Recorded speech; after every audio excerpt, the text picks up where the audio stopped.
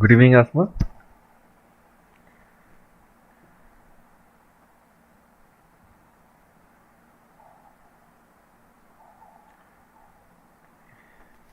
Good evening, Vanshika.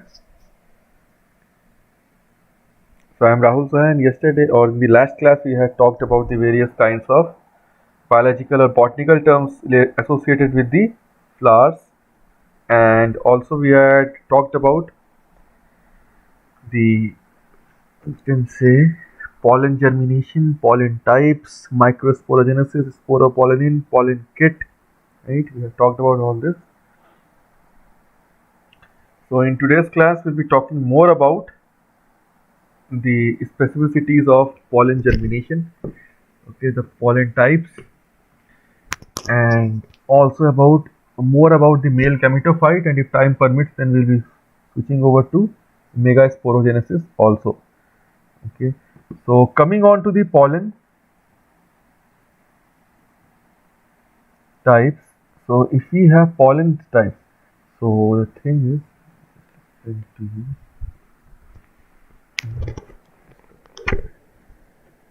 okay, so we had discussed about the pollen kit, right? So in insect, the pollinated pollen grains, the XII of the pollen is then, the sporopollen is then coated by the specific layer, viscous layer, yellowish layer known as the pollen kit. Okay, so the pollen grains, that is why due to sporopollen are well, you can say, preserved as fossils, right? But at certain places the XII remains thin in pollen. In certain places the XII remains thin, and the use of pollen kit is for specialized insect induced pollen germination, so that the pollens stick to the insect. The insects are able to tether properly to the, you can say, pollen grain. So the pollen grains at certain places, okay, the XII remains thin. In case of a pollen grain, at certain places the XII remains thin, and the thin areas of the XII are known as germ pores. Very, very important for NEET question. They are known as germ pores. And when they are circular in outline, when these thin regions are circular in outline, okay, then they are known as germ furrows. Germ furrows. Okay, and also sometimes, okay, these germ furrows are also the terminology given for their elongated posture also, or their elongated structure.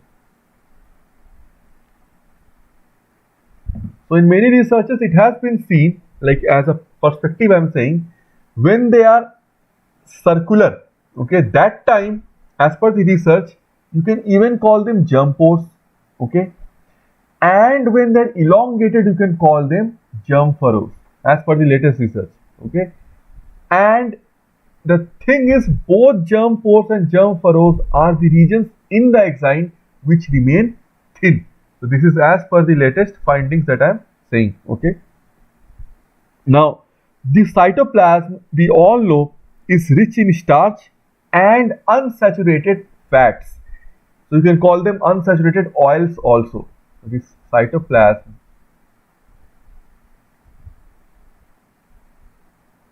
is rich in starch. You might have learnt about the C3 cycle in case of plants. Okay, when after the C3 cycle what happens? That is the reverse of glycolysis. You have ribulose 1,5 bisphosphate, if you remember from the Rubisco reaction, ribulose 1,5 bisphosphate, and the enzyme is ribulose 1,15 bisphosphate carboxylase oxygenase, that forms the 3-phosphoglycerate molecule. That is why it is known as the C3 cycle, because the first intermediate is of 3 carbons. Then that 3-phosphoglycerate goes reverse of glycolysis, that is it forms 1,3 bisphosphoglycerate via kinase. Then that will be converted to dihydroxyacetone phosphate, okay, half of that, and then dihydroxyacetone phosphate and glyceraldehyde 3-phosphate will go and mix. They will be catalyzed by their association. Their condensation is catalyzed by the enzyme aldolase. They produce something known as fructose 1,6 bisphosphate. Okay, now fructose 1,6 bisphosphate becomes fructose 6-phosphate by the enzyme, you can say, phosphatase. And then after certain enzymatic reactions in the stroma of the chloroplast, what you have is the formation of starch. So starch is stored, and if you remember the dihydroxyacetone phosphate from the chloroplast, you have an antiporter which takes in Pi, because Pi you need because the ATP is synthesized in the chloroplast also.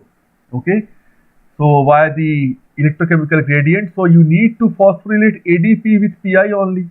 If you do not have Pi, how will you make ATP? Even if there is electrochemical gradient, okay, after the PS1 and PS2, when the electron gets transported from the cytochrome B6F complex, that time Pi comes in and triose phosphate intermediate dihydroxyacetone phosphate comes out. It's a Pi triose phosphate antiporter,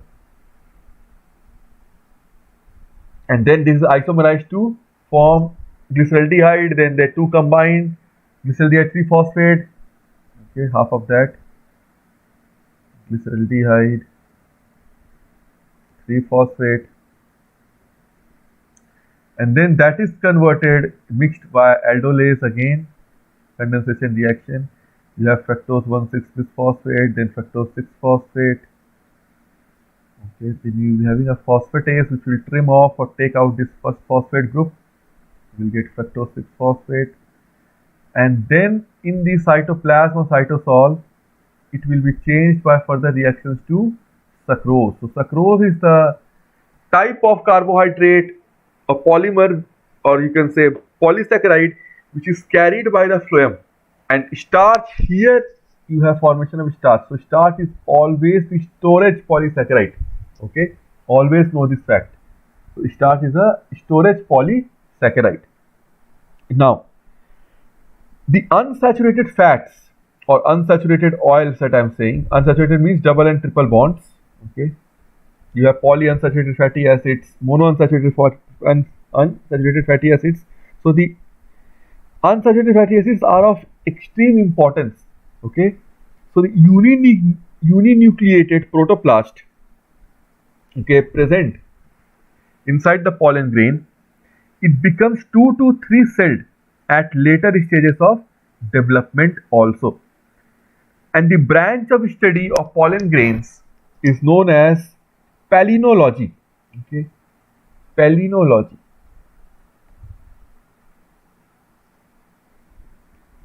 So in calotropis and orchids, the pollen grains of each anther lobe form a characteristic mass known as pollinium. So this is a neat question.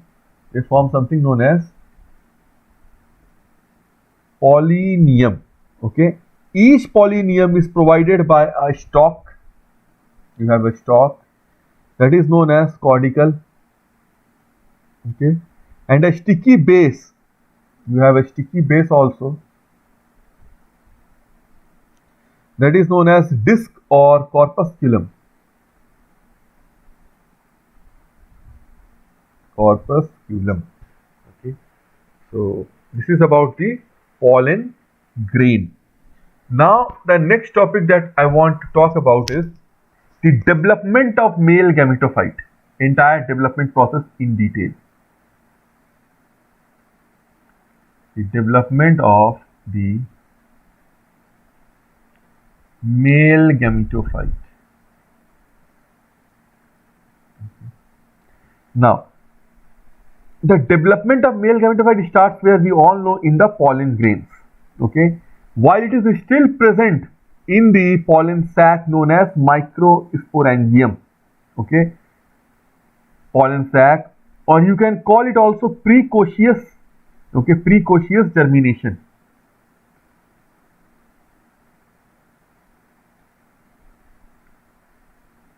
Precocious germination, because the development of male gamete has started when the pollen grain is already in the pollen sac. Okay, Now we know that microspore undergoes only two mitotic divisions. Last class we have talked about. So the first mitotic division, always know, leads to the formation of the, when we talk about when the microspore is produced, that we have talked about, it undergoes after that two mitotic division. First mitotic division,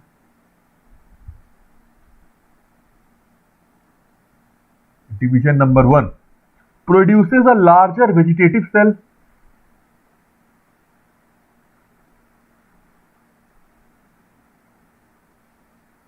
Okay, plus a smaller generative cell.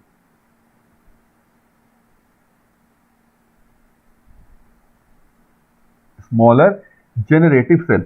Now vegetative cell, in some books it is also known by the name as tube cell. Okay, you can also call it tube cell. Now the vegetative cell is extensively and you can say configurationally bigger. Why? Because it has got abundant food reserve and large irregular shaped nucleus. Abundant food reserve and large irregularly shaped nucleus. Okay. Now these cells, this vegetative cell, they do not possess any cell wall. Very, very important. They do not possess any cell wall. The vegetative and generative both I am talking about here. Okay, both these cells, they do not possess any cell wall. Keep in mind, both these cells, cell walls are not present. I can write directly absent. The generative and vegetative cell, both these cells, they do not possess cell wall. What happens is they only have cell membranes, and a temporary callose wall made up of callose is laid down between the two cells. Okay, a temporary callose wall is laid down between two cells. Okay, it's not cellulose wall, it's just a callose wall. Okay,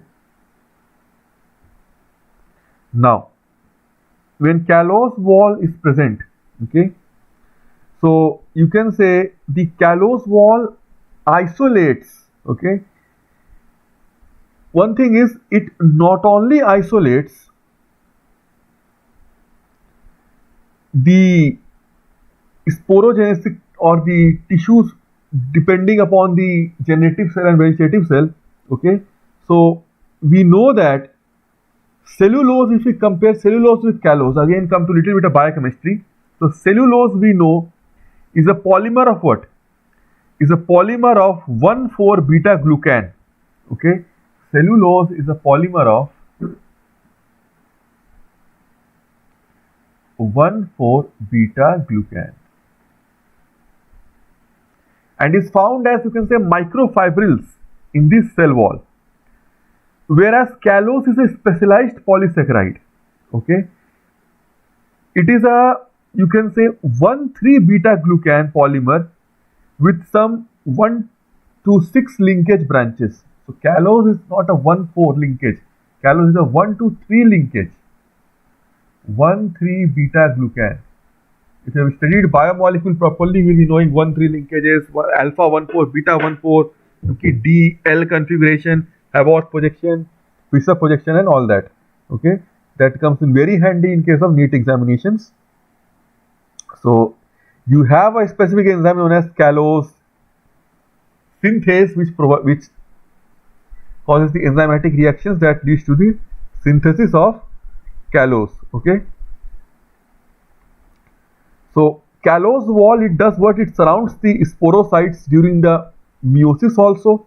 Okay, and because of its structure, it has a very peculiar structure. It provides an isolation barrier, okay, sealing off one meiotic cell from the other also, like the pollen mother cell or the megaspore mother cell. It can seal from one another. Okay, It acts as a temporary wall, you can say, to prevent the products of meiosis from, you can say, fusion and collision. Okay, so that is the work of callose here. Okay, very important molecule.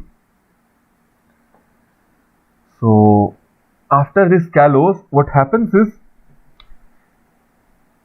soon this callose wall, okay, so the callose wall does what? The callose wall spreads between the generative cells and the intine to eventually pinch it off, and then very soon this callose wall dissolves and generative cells lie, or the generative cell I should be saying, it lies freely in the cytoplasm of vegetative cell. Very important. Now this generative cell lies in the cytoplasm of vegetative cell. This is the generative cell. Okay. The cytoplasm of vegetative cell.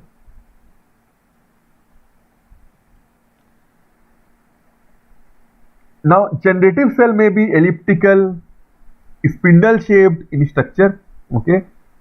Now the cytoplasm contents of generative cell are almost made up of hyaline. You might have heard of hyaline here. You might have heard of hyaline cartilage. Okay, and do not possess much of stored food material because that is present in the vegetative cell. So the vegetative cell would contain lot of fat, starch, and some types of protein granules. So it is now very important neat question coming now. It is usually at this two-celled or bi-celled stage. This is the bi-celled stage.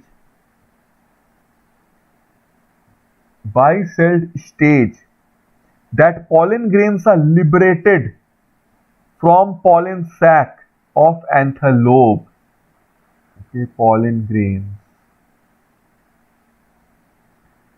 are liberated from pollen sacs present in the anther lobe or from the microsporangium. Now, sorry, labs I have written.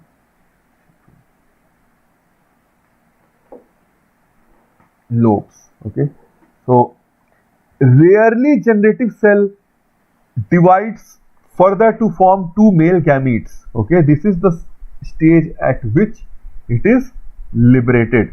Okay, so all these stages of development of male gametophyte are grouped under, we can say, pre-pollination stage, because pollination has not happened now. It has not been liberated. Now it will be liberated. So entire generative cell, vegetative cell, this callose formation, callose wall dissolution happens in the, you can say, pre-pollination stages. So after falling of pollen grains on stigma of the flower, on the same flower or on the different flower, self-pollination or cross-pollination, post-pollination events would occur. Okay, pollen grains, they'll absorb water and nutrients. So pollen grains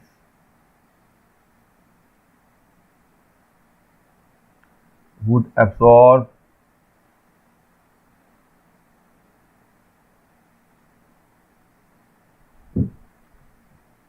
water and nutrients.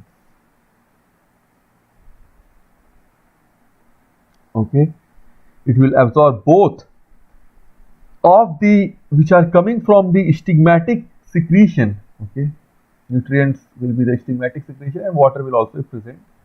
Okay, because they have landed on the stigma through the germ pores, present in the pollen grain. Okay, the intine protrudes out through one of the germ pores or a germ furrow which we had discussed. So the intine protrudes out. You can write protrudes out. Now what happens is the generative cell now divides, second division, okay, it is known as the second mitotic division, to form two male nuclei. Now the generative cell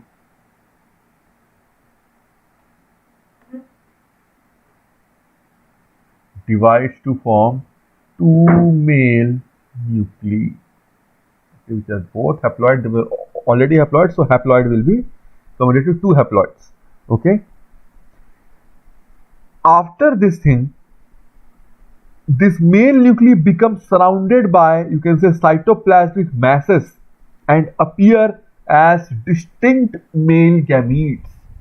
Now they will be surrounded by cytoplasm of their own, and they will be called as two distinct male gametes.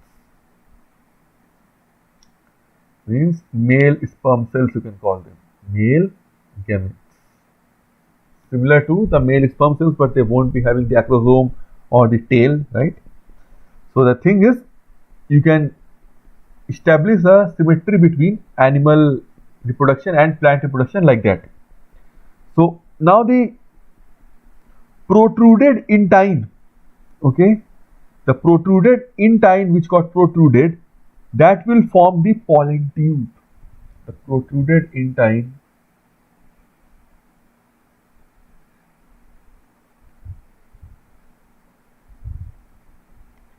will form the pollen tube. Okay, and when the pollen tube is formed, so the tube nucleus, okay, the tube nucleus, it will migrate to the pollen tube. Now formation of male gamete can occur in vegetative cell, okay, or in the pollen tube. Both can occur in anywhere, in the vegetative cell itself or in the pollen tube. Okay, usually the generative cell comes down into the pollen tubes and then divides to form the male gametes. That is the usual thing, but it can happen also while it is present in the vegetative cell too. So that is the complete thing about the pollen tube. And there is a specific region, that is known as the hinder region of the pollen tube, which has huge vacuoles. So this region is plugged from the anterior part by the development of callose. Okay, this comes in your NEET examination. Now the pollen grain or male gametophyte, in case of angiosperms, you can say, is highly reduced in structure. Okay, so this is the entire story behind the formation of the male gametophyte. Okay, now we'll come to the pistil, okay, of the female part of the plant. So the gynoecium or pistil is composed of one or more carpels. We know that gynoecium, opposite of androecium, the female part slash pistil, is composed of one or more carpels.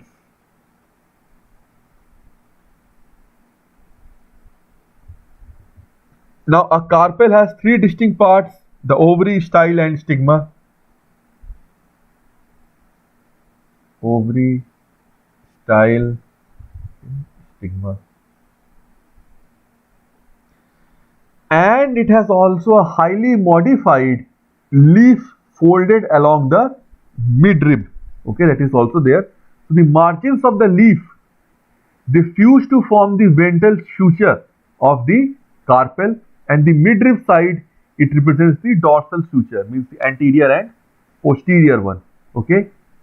Now a cushion-like parenchymatous outgrowth develops on the ventral suture.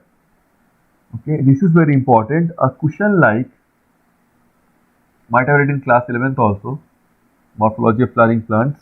A cushion-like parenchymatous outgrowth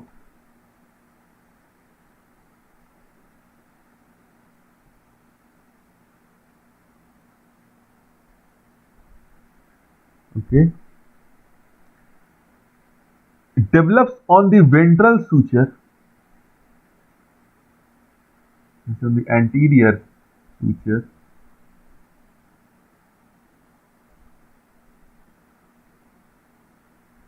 ventral suture, which is known as placenta. On this placenta, the ovules are born, which are very, very important. Placenta. Here, ovules are born. Always know. That is why placenta is really, really important here.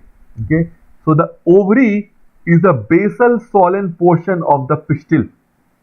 If we talk about the ovary, it is the basal swollen portion of the pistil.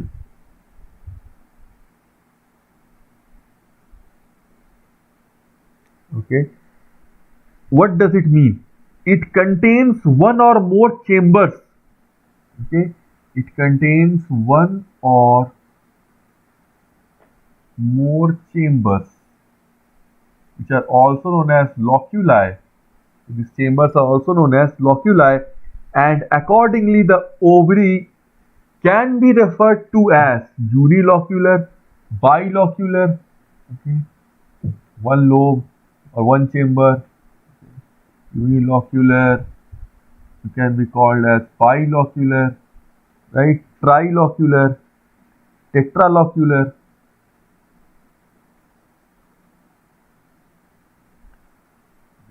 Tetralocular. Okay, and then it could be pentalocular or multilocular too. More than penta, it is known as multilocular. So on the basis of number of carpels, the gynoecium can also be segregated into the following types. Okay, that you should also be knowing. So when gynoecium is represented by a single carpel, it is known as monocarpellary. Gynoecium, basis of carpels.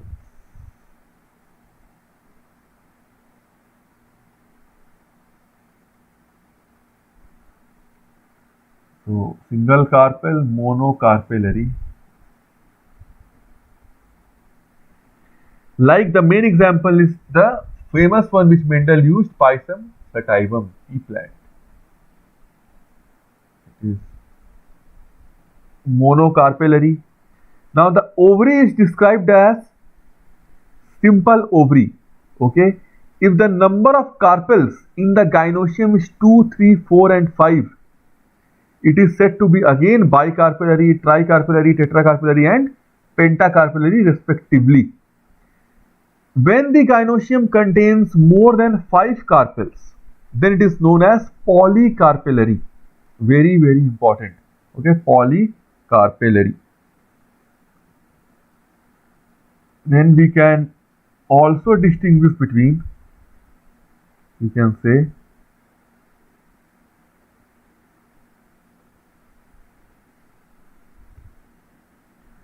a simple fruit and a compound fruit, right?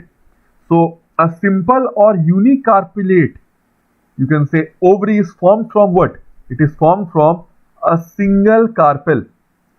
Okay, it has only one locule, that is known as a simple ovary. Okay, whereas a compound fruit is composed of 2 or more similar parts. Okay, that is a multiple fruit in which several flowers, each with an ovary, they develop into small fruits that are clustered or fused together into a larger fruit. Okay, so you can say a simple fruit can be formed also from a compound ovary, like that. So you have multiple, you can say, terminologies here that we should be aware of. Then on the basis of free and fused carpels, okay, next thing is on the basis of free and fused carpels.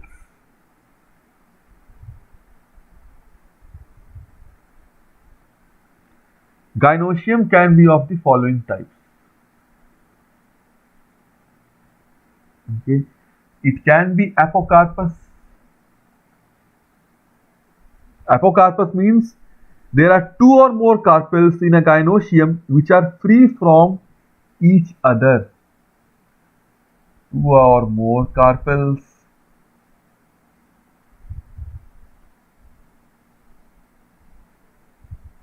which are free from each other.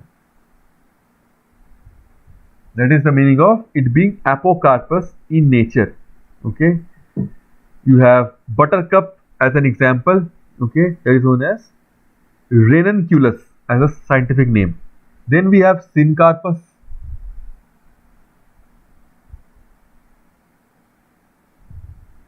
So in this form, two or more carpels are fused together.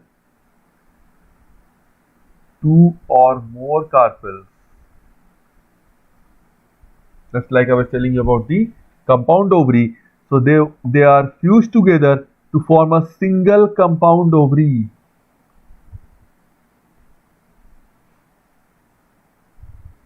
Together to form a single compound ovary. Now, we all know that if you talk about the diagrammatic part, so I draw like this.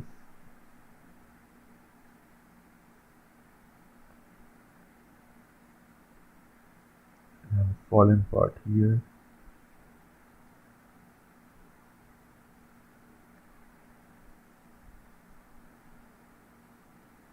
Okay, so this will be the stigma.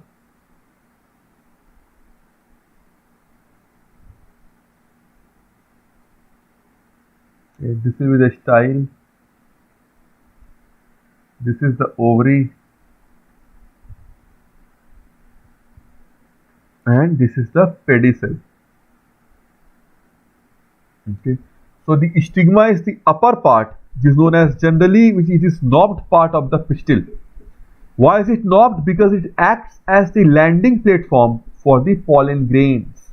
While style is, you can say generally it is long and slender part of the pistil, which raises stigma to increase the, you can say, probability of pollination, because if it is not raised, the pollens may not form on the stigma. So the height is raised and it increases the probability of pollination itself. Okay, so now we come to the next topic, which is known as the development, okay, of ovule and the female gametophyte. The development of ovule and female gametophyte. So I'll just show you the development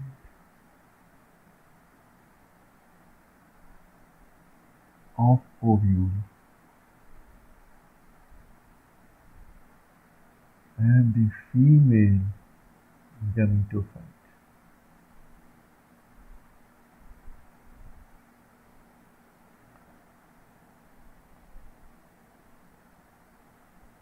I'll just show you the image of an ovule.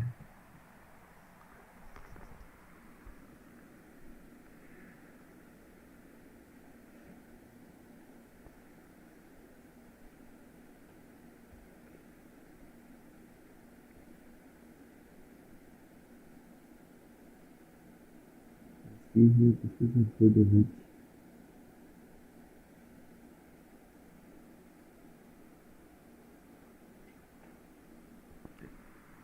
Look at this image. Okay, so I'll just describe it to you completely. So the ovule is nothing but megasporangium. So let's start with the placenta.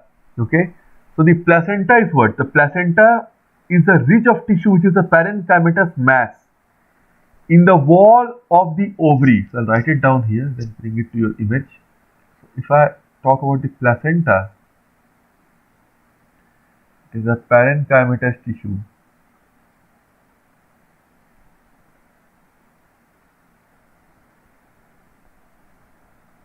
In the inner wall of the ovary,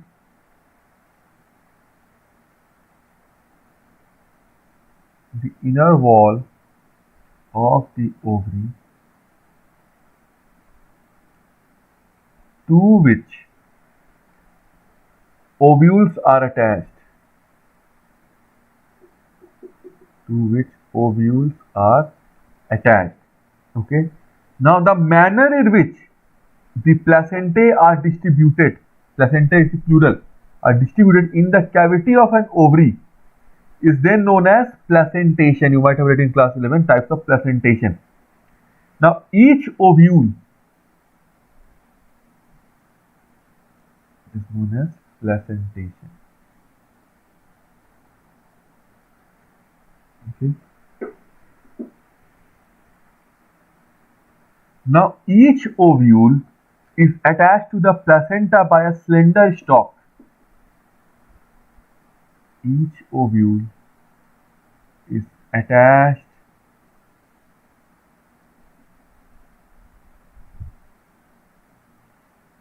to the placenta,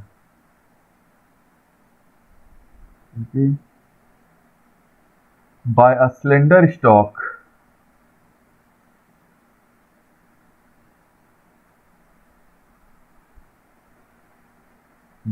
that is referred to as a funicle. Okay, it's referred to as a funicle. Okay, you can see the funiculus. It is the funicle.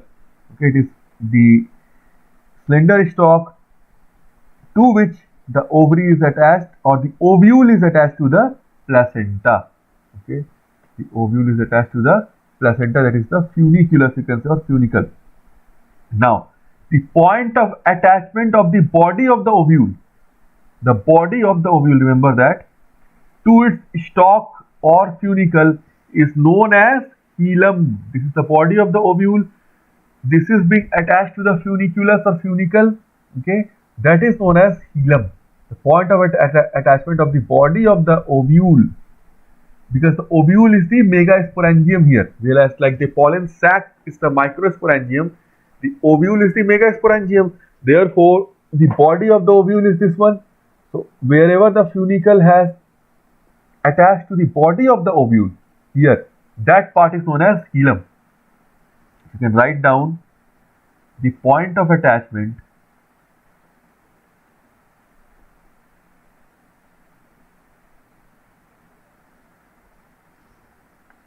of the body of the ovule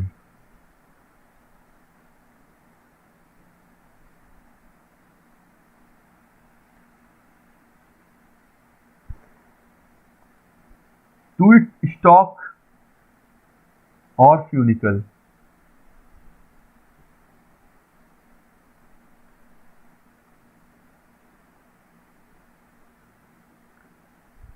is known or is referred to as hilum.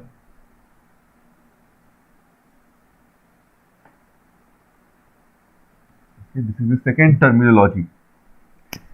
What you have is, in an inverted, you can say anatropous ovule, the part of the funicle, it remains attached beyond the hilum alongside the body of the ovule, forming a sort of ridge, okay, which is known as raphe. So, in case of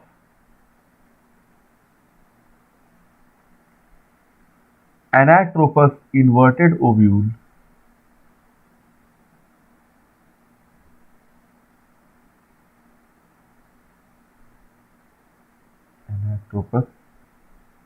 okay, the part of the funicle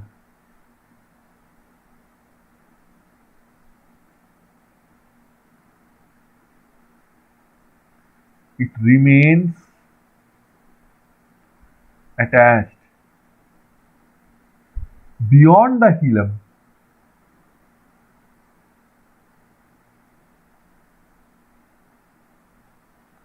alongside, you can say, or alongside of the body of the ovule,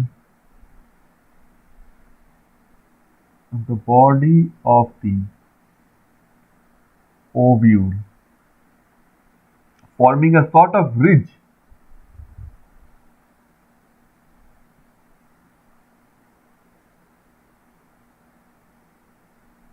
which is called raphe.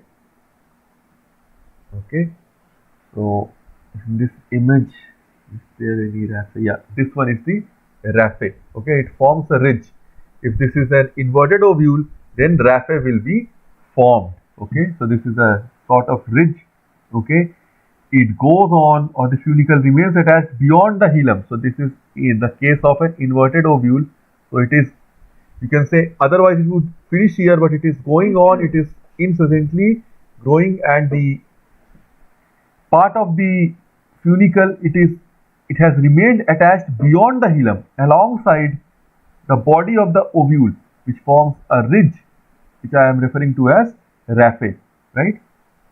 Now the ovule contains a mass of thin-walled nutritive parenchymatous cells known as, you can say, nucellus here. Nucellus. These are thin-walled, okay, very thin-walled parenchymatous cells. They are known as nucellus. Okay, very, very important. If you talk about nucellus, nucellus is one of the most important aspects of the plant ovule, which is the central part of an ovule, you can say, which contains the embryo sac. So the tissue, this tissue, what it does, it makes up the greater part of the ovule of seeded plants, of seed plants, right? And it is enclosed by the integuments except for a very small gap, which is known as the micropyle. In certain flowering plants, it may also persist after fertilization, okay, and provide nutrients for the embryo. Very, very important. So that is known as nucellus, okay. So the thing is,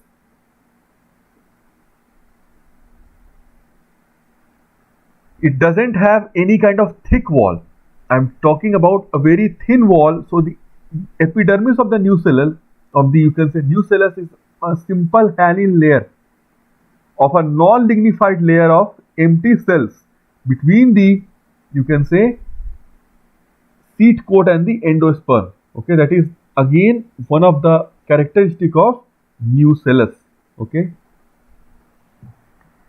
I'll write it down. Simple definition of nucellus: the ovule comprises of, you can say, a mass of thin-walled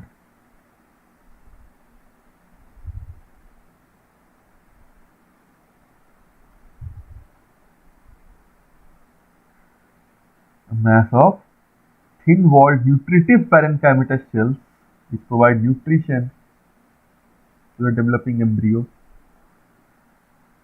Parenchymatous cells called nucellus. Okay. The next part is, the nucellus, I told you, is protected by one or two multicellular coats. The nucellus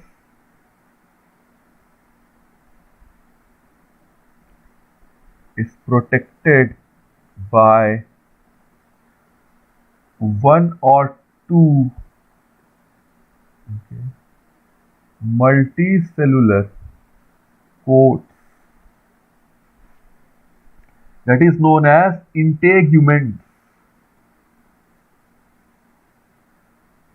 Integuments.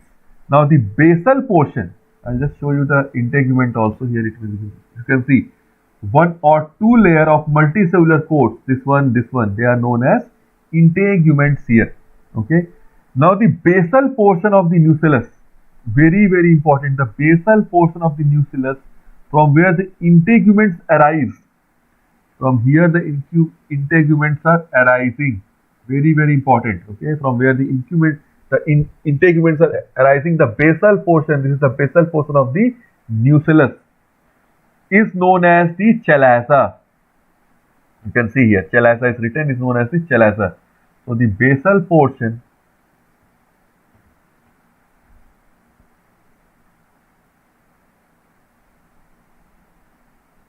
of the nucellus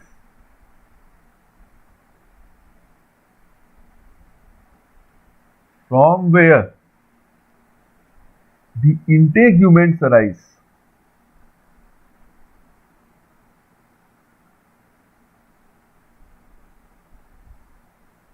okay, is known as chalaza.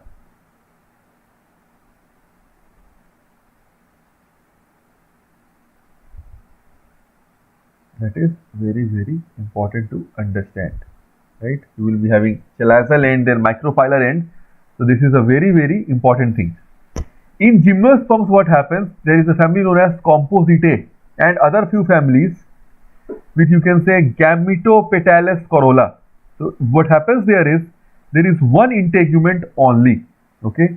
So the ovules with one integument are known as unitegmic, and with two integuments, ovules with one integument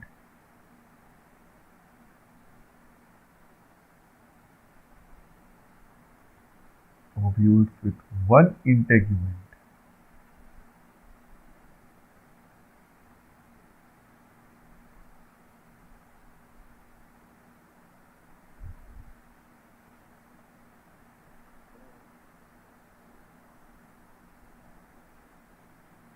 is known as unitegmic. With two integuments, it is known as bitegmic. This is asked in NEET examination. That's why I'm explaining this part also to you. Okay. Now the thing is, a small opening is left at the apex of integuments. Okay, there is a very small opening which is left at the, you can say, top portion or the apex of the integument, which is known as the micropyle. A small opening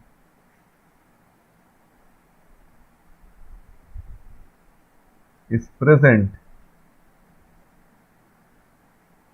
at the apex of the integument. This is known as micropyle, which is known as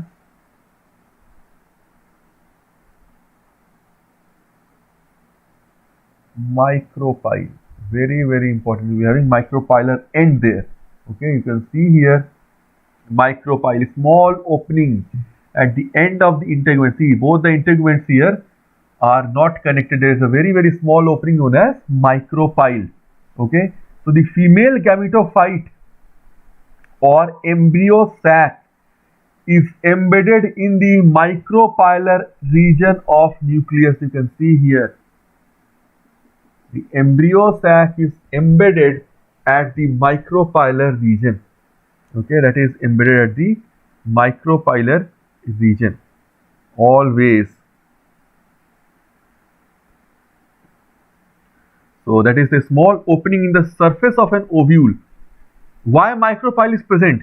Because the pollen tube can penetrate, okay, through which the pollen tube can penetrate, and is often visible as a small pore in the ripe seed. You can, if you have looked at a ripe seed, you will get to know, okay, what is micropyle in reality. Okay, so that is the micropyle of a specific ovule. Okay, plant ovule. So what happens is,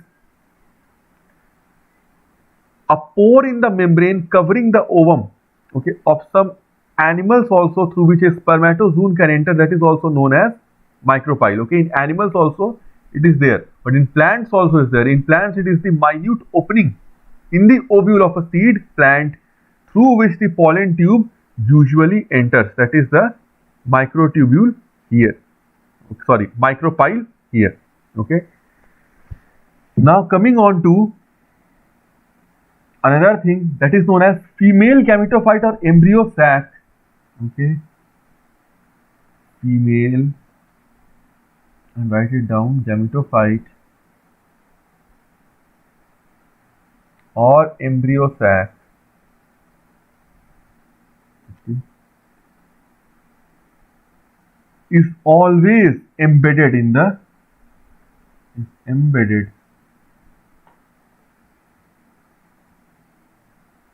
in the micropylar region of nucleus, or nucellus I should be saying, micropylar region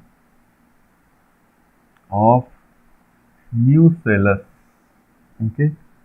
Now, depending upon the thickness of the nucellus, again, depending upon the thickness of the nucellus,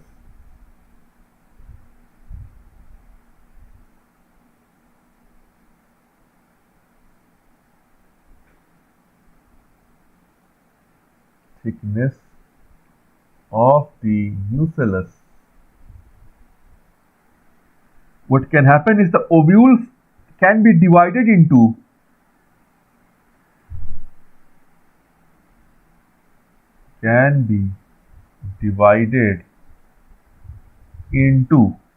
you can say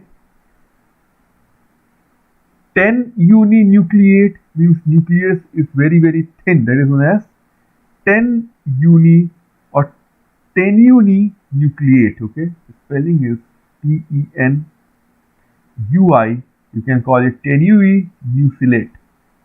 10 nucellate. That means that the nucellus is quite thin. Okay, and it can also be called as quasi-nucellate when the nucleus or when the nucellus is massive. Quasi-nucellate, when the nucellus is thick, is very thick, or you can say massive.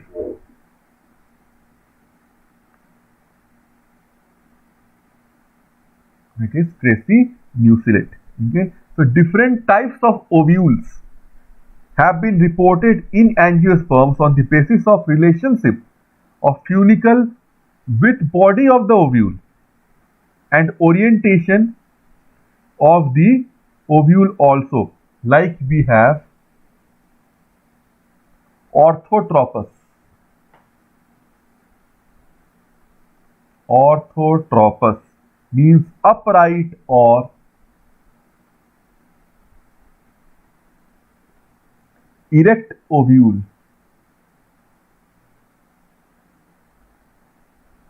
Or we have various types of curves, like you can say anatropous. There are so many. I'll just give you an example. Anatropous. We have campylotropous.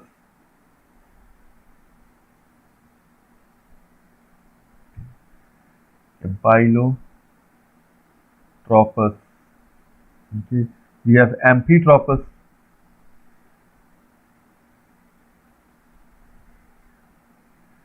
Okay. And we have cercinotropous.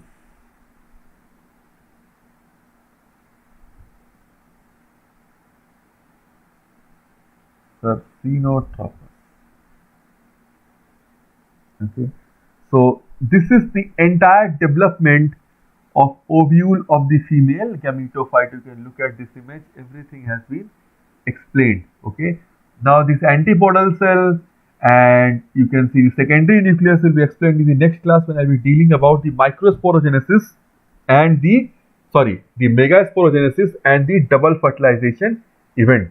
Okay, there about we will be talking about all these events that will lead to the formation of the eventual, you can say, double fertilization, the zygote, okay, from which the new plant can emanate and emerge. So I hope you are able to comprehend the lecture. If you have any kind of doubts or queries, you can contact me on my personal number. So, and keep learning, because your board exams are coming near. So keep preparing from, you can say, after a week on, after 1 week of after a week of time, when this chapter is done with, then I'll be sharing worksheets and we'll be solving worksheets every week. Okay, for all these 3 classes, we'll be solving worksheets each chapter. Okay, so that your concepts are thorough, as revision, you can say subjective, objective, all types of questions and concepts will be revised and discussed as the or in the form of answers of questions, so that you know what to write and how to present it in the board examination. Okay, then thanks a lot. Let's meet you in the